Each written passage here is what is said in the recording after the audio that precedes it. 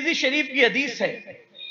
उम्मुल मोमिनीन सैयदा आयशा सिद्दीका फरमाती है, मैंने अल्लाह के रसूल से पूछा, आपकी अहले बैत में आपको सबसे ज्यादा प्यारा कौन है?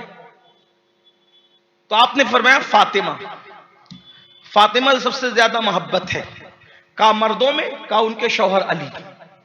हुजूर अलैहिस्सलाम ने मुतय्यन से। तो हर नबी की औलाद उनकी अपनी पुश्त में, आका फरमाते मेरी औलाद अली की पुश्त में। और औलाद से मुराद फिर कौन? हसनैन करीमैन, और फिर क़यामत तक उनकी औलाद।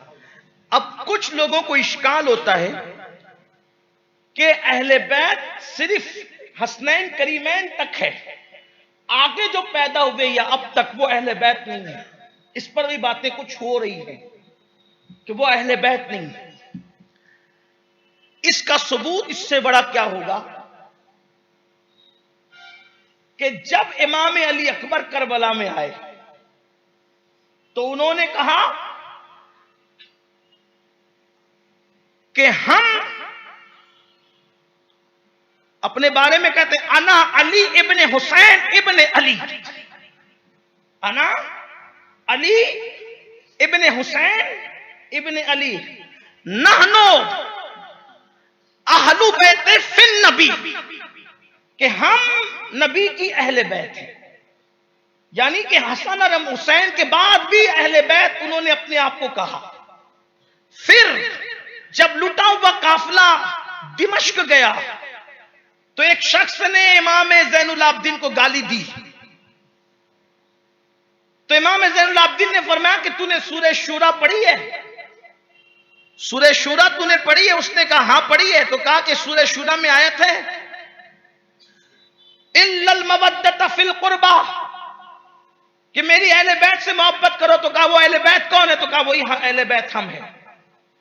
और एक बड़ा सबूत, चले कोई और दायरा वसी करने के, चलो इमाम ज़ैनुल आबिदीन और हजरत अली अकबर तक को कबूल कर लिया, लेकिन अल्लाह के रसूल अलैहिस्सलाम ने उसके बाद जो दूसरे लोग हैं उनको अहले बैत कहा। मैं कहता हूं बिल्कुल आसान जबान में सिहा की हदीस है, सवाइकुल मुहर्रिका में है, तिर्मिज़ी में है। आका फरमाते हैं मोहम्मद महदी जो करीब क़यामत पैदा होंगे वो हमारी अहले बैत में से होंगे। तो ये भी अहले बैत, वो भी अहले बैत, तो अव्वल भी अहले बैत, आखिर भी अहले बैत, तो बीच वालों को किस वजह से छोड़ रहे हैं? तो ये भी अहले बैत। इसीलिए आका ने फरमाया इन्नी तारिकुन फीकुम मुस्तक़लैन, कि मैं तुम्हारे दरमियान दो भारी चीजें छोड़े जा रहा हूं। और फरमाया किताबुल्लाह व इतरती अहलु बैती, और मैं तुम्हारे दरमियान दो भारी चीजें छोड़े जा रहा हूं, एक अल्लाह की किताब है और दूसरी मेरी इतरत और मेरी अहले बैत है। और फरमाया कि ये कयामत तक एक दूसरे से जुदा नहीं होंगे, यानी कयामत तक ये रहेंगे। कुरान भी रहेगा, अहले बैत भी रहेगी। और फरमाया हौज़े कौसर पर सबसे पहले मुझसे आकर जो मिलेंगे वो मेरे अहले बैत होंगे। अहले बैत की शान इससे बढ़कर क्या है कि अल्लाह तबारक व तआला ने उनके लिए आयत तत्हीर नाजिल फरमाई। फिर उसके बाद आकाए करीम सल्लल्लाहु अलैहि वसल्लम ने फरमाया मेरी अहले बैत से मोहब्बत करो। और यह भी फरमाया उज़क्किरुकुमुल्लाह फी अहली बैती, उज़क्किरुकुमुल्लाह फी, ये खुतबे हज्जतुल वदा का हिस्सा है।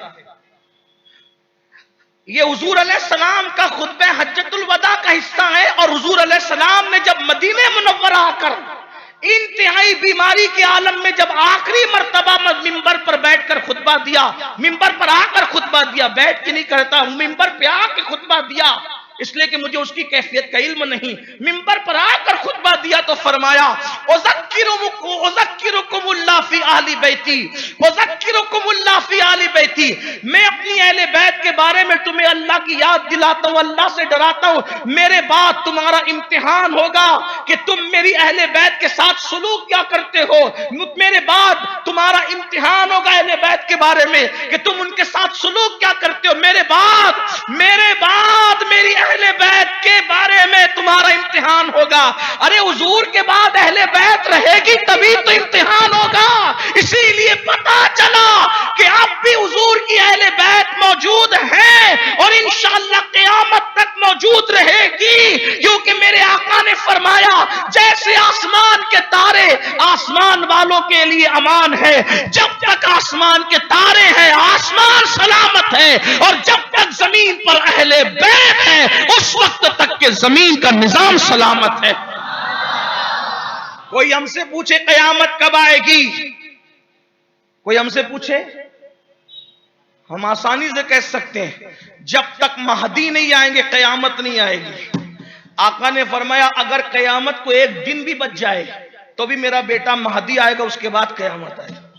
महदी क्या है बगैर कयामत, बोलो।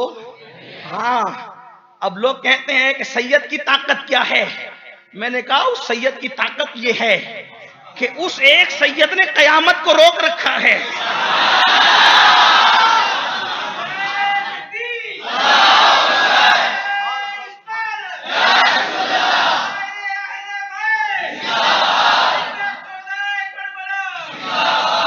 नहीं, अभी आप पूरी बात नहीं समझे, तवज्जो फरमाएं।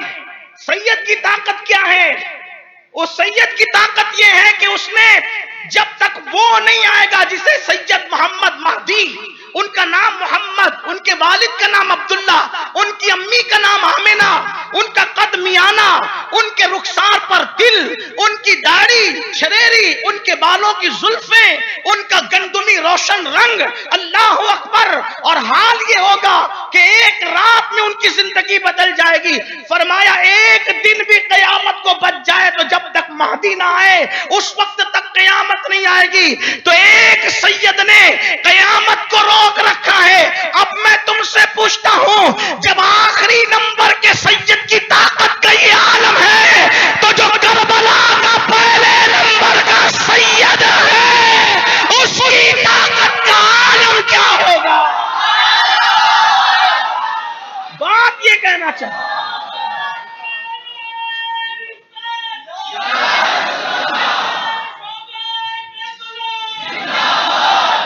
बात ये कहना चाहता। लोग कहते हैं हुसैन हार गए, मैंने कहा कटना हारना नहीं है, हुसैन लड़ने नहीं आए थे, यजीद का चेहरा बेनकाब करने आए थे और हुसैन अपने मिशन में कामयाब हुए। वल्लाह अगर हुसैन लड़ने पर आ जाते तो एक भी यजीदी बचकर ना जाते। वो लड़ने नहीं आए थे, वो तो फातेह खैबर के बेटे थे, उनकी ताकत का अंदाजा कौन करे।